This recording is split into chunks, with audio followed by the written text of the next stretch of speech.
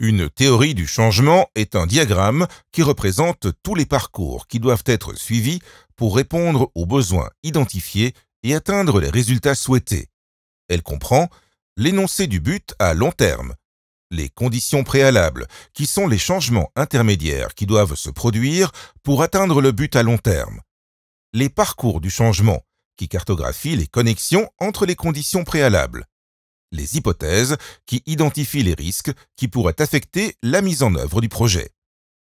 Une théorie du changement aide l'équipe du projet à visualiser la totalité du processus de changement, à déterminer quelles interventions seront gérées par l'équipe du projet et lesquelles seront la responsabilité d'autres acteurs, à anticiper les difficultés et à y faire face en s'assurant que toutes les hypothèses sont clairement identifiées et formulées. Les hypothèses sont particulièrement importantes dans la théorie du changement parce que le changement dans le secteur du développement et de l'assistance humanitaire dépend souvent du contexte et qu'il est difficile à prédire. Nous pouvons avoir des plans idéaux qui prévoient comment le changement va se produire, mais en réalité, il y a toutes sortes de risques qui peuvent interrompre la logique du changement. Les hypothèses tentent de gérer ces risques en déterminant quelles sont les conditions qui doivent se vérifier pour que le changement se produise.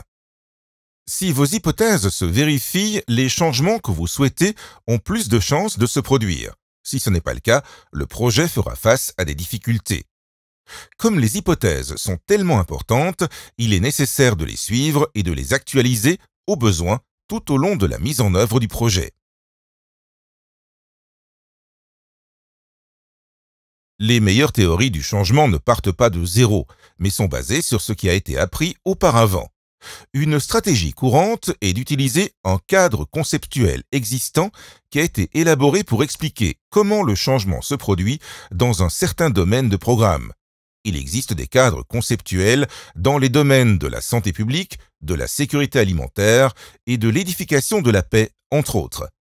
Il faut toujours contextualiser le cadre conceptuel général par rapport aux résultats des évaluations des besoins locaux.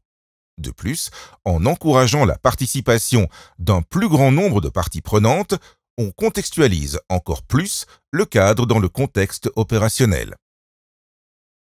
Une fois qu'elle est terminée, la théorie du changement sert de base à l'identification de la stratégie et des interventions du projet.